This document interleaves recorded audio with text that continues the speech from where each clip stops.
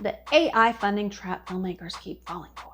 AI is changing the film industry more than ever, but there is an AI filmmaking problem that nobody's talking about. There's a specific trap that filmmakers are running into that on the surface looks like their ticket to finally get their film funded. What they don't realize is that they may be building an entire strategy on a foundation that falls apart the moment reality shows up. I know this because my co-founder Mark Klebanoff has years of experience as an award-winning producer and global sales agent, and he understands what it actually takes to get films funded, packaged, sold, and distributed. So in this video, I'm going to show you the trap filmmakers are falling into, why it's happening, how to avoid it, and the places where AI is actually game-changing for filmmakers. Because there's a major problem starting to happen in the film industry right now. A lot of filmmakers are starting to trust AI with decisions it fundamentally cannot make. Right now, filmmakers are going into ChatGPT, Gemini, Largo AI, and every other platform they can find, asking things like, how much is my movie worth? What comparable films performed well? What's my projected ROI? What's the likely box office results? What's my international sales potential? And then they're treating those outputs like real business strategy. And that's where things start getting dicey, because on the surface, it feels smart. It feels like you're doing research. It feels like you're making informed decisions. It feels like you're finally getting answers. What success it will have. It's totally understandable that filmmakers are excited about this, because filmmaking can feel like a big gamble with a lot of unknowns. You don't know if investors will say yes. You don't know if audiences will respond. You don't know if distributors will be interested. You don't know if a project is worth pursuing financially. And AI appears to offer the answer. You're spending hundreds of thousands or even millions of dollars on something that has never been created before, right? Your film is unique. So how can you predict? You type in a few prompts, it gives you projections, forecasts, valuations, gives you comps, risk assessments, and suddenly it feels like you have a solid business plan. But that's where the trap begins. A few years ago, filmmakers would put together decks they thought were solid, but were built almost entirely on hope. Like, I've been there myself personally. I was guilty of this. We'd point to Blair Witch or Paranormal Activity or whatever breakout success existed in our genre. And the plan was basically, we'll get into Sundance, we'll get a distribution deal, we'll become the next success story. Our assumptions weren't really validated on much more than what we saw in box office reports or the internet. We didn't know any better. We didn't know that was optimistic. Box Office Mojo doesn't report on the tens of thousands of movies that didn't make it to the box office, so we thought our business strategy was sound. And it wasn't.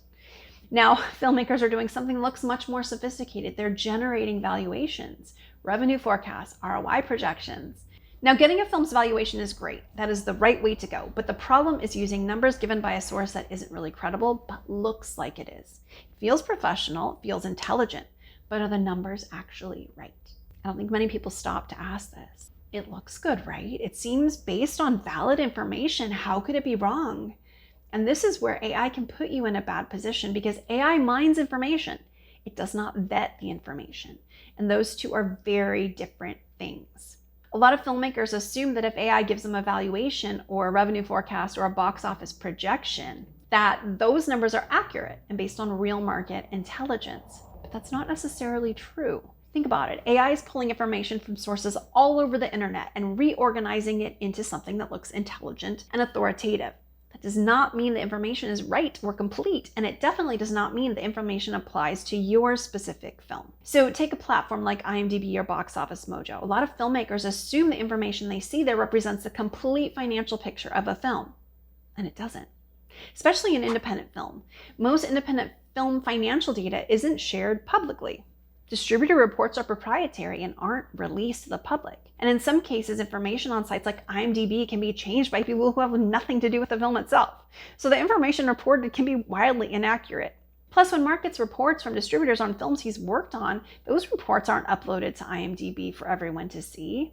It's the same for other indie films, which creates an important question. If AI is building projections from public information, what information is missing? What data is actually pulling? Because if the underlying information is incomplete or inaccurate or missing entirely, then the projections built on top of that information may be inaccurate too. And that's exactly where filmmakers start getting a false sense of confidence, because the report looks professional.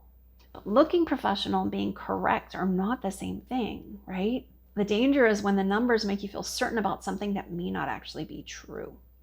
And that's what Mark sees happening a lot with a lot of the AI valuation tools, particularly platforms like Largo AI, because on the surface, the reports look incredibly sophisticated. There are projections, forecasts, there are valuations, revenue estimates. Everything looks very data-driven. But Mark has reviewed a lot of these reports and run his own numbers on the films. And one thing he's noticed is they always seem to arrive at the same conclusion. Your film is a winner, the upside looks great, the opportunity is strong, and the projections are high. And if you're a filmmaker who spent years developing a project, that's exactly what you want to hear. But Mark finds this misleading because those valuations don't reflect what he's seeing in the actual marketplace. So if all these reports are doing is telling filmmakers what they want to hear, what good are they? You don't need something to tell you what you already think. You need something to tell you what's actually true in the market so you can adjust accordingly. Anything else is a waste of time and money. And in some cases, it can actually hurt your career if your film underperforms. When Mark or any experienced sales agent evaluates a film, they're not pulling random information off the internet. They're looking at actual market conditions. They're looking at feedback from buyers around the world. They're looking at historical performance from real deals. They're looking at what genres are selling, what territories are buying, what actors are in demand, what distributors are actually looking for right now. Those are real market signals, and they change constantly. AI doesn't have access to those conversations. It doesn't sit across the table from buyers. It doesn't attend film markets. It doesn't negotiate deals. It doesn't receive distributor reports. It doesn't have years of historical data tied to real-world outcomes. And that's where filmmakers need to be cautious. Because once we become convinced that a certain level of revenue is realistic, those assumptions start influencing everything. Funding decisions, packaging decisions, distribution, expectations. And if those assumptions aren't rooted in market reality, that can be a big problem. Mark told me about a filmmaker who came to him with a completed film, and the filmmaker had spent roughly $3 million making the movie. And of course, he wanted a deal that reflected that investment. The problem was that when Mark evaluated the project using the same market data and buyer feedback that sales agents use every day, he calculated the film was worth closer to $2 million. Not because the movie was subpar, but because that's what the market said the film was worth. And the filmmaker disagreed. He wanted a $3 million deal. And Mark told him he couldn't justify that valuation based on what buyers were actually paying in the marketplace. So the filmmaker held out, and there was no deal. Now, a couple years later, Mark ran into the person that had introduced them, and he asked what happened. Did the film ever sell? And the answer was no. The filmmaker was still waiting for the deal he wanted. Meanwhile, the film had been sitting on a shelf for years, and every day that passed, the value of the film declined. Because films are most valuable when they're new, not years later.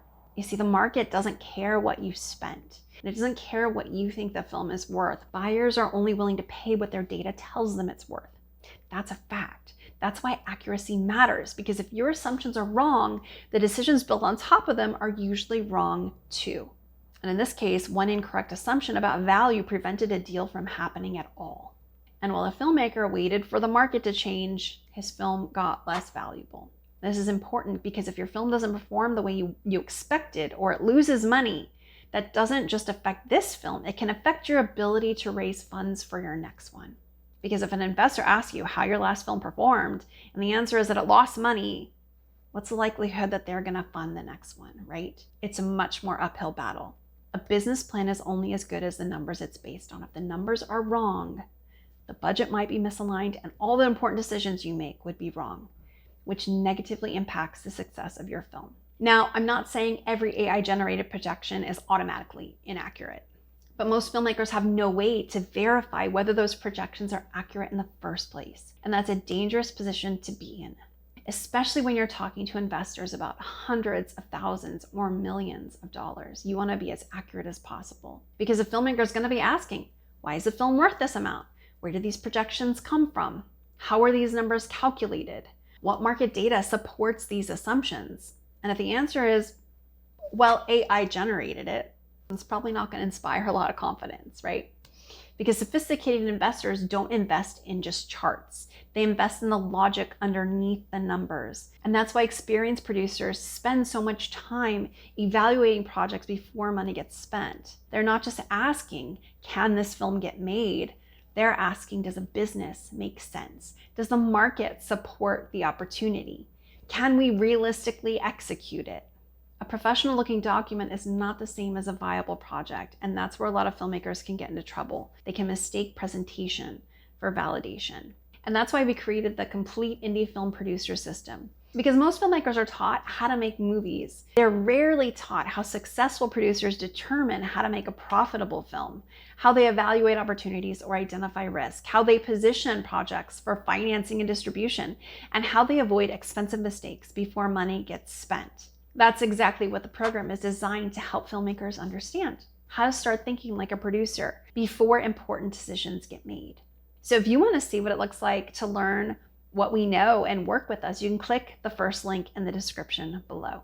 Now, I want to share some places where AI is game-changing for filmmakers. In fact, I think AI is a fantastic creative tool that filmmakers can use in certain contexts. Where AI shines is helping filmmakers communicate their vision.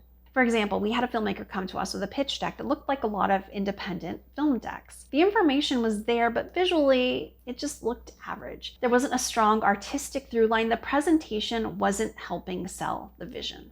So we took our feedback and started using AI to generate visual assets for the project. And within about a week, he came back with a completely transformed deck. Now, the budget hadn't changed, the concept hadn't changed, but now the presentation looked polished and cohesive. The new deck made the film look far more professional and higher quality than it did before. Now, a few years ago, getting that kind of presentation might have meant hiring a graphic designer, going through multiple rounds of revisions and spending potentially thousands of dollars and still not ending up with exactly what you wanted. Now filmmakers can iterate on ideas themselves until they find exactly what they're trying to communicate, which is amazing. It's also useful for things like lookbooks, concept imagery, mood boards, proof of concept materials, visual references, and even simple writing tasks. Like if you have a 5-page treatment and need to turn it into a short synopsis, AI can often help you organize and condense that information so much faster. Those are great uses of the tool. In those situations, AI isn't making critical business decisions for you. It's helping you communicate your vision more effectively. And that's really the key takeaway from all of this. Yes, AI can save you time, it can improve your presentations, it can help you communicate ideas more effectively, it can help you organize information, and in many cases, it can help independent filmmakers create materials that would have been far more expensive just a few years ago. That's a huge advantage. But AI is not a substitute for market experience, understanding buyers, or understanding valuation. You need real validated numbers that show the project can succeed in the real world.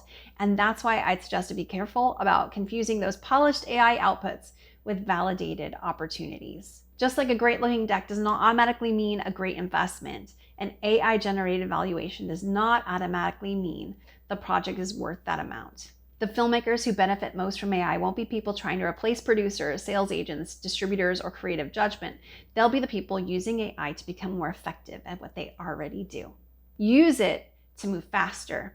So use AI where you can. Use it to improve your presentations. Use it to communicate your vision. Just don't use it as a substitute for actual market intelligence. And if your goal is to make a living making films, make sure your valuation and decisions are aligned with the actual market so your film has the greatest chance of success and puts you in a position to make the next film. So if this video was helpful, take a second to like the video and subscribe. On this channel, we focus on the practical side of filmmaking, financing, packaging, distribution, and producing so you can make smarter decisions and avoid expensive mistakes. And if you've been using AI in your filmmaking process, I'd love to hear how you're using it. Drop a comment below. Thanks for watching, and I'll see you in the next video.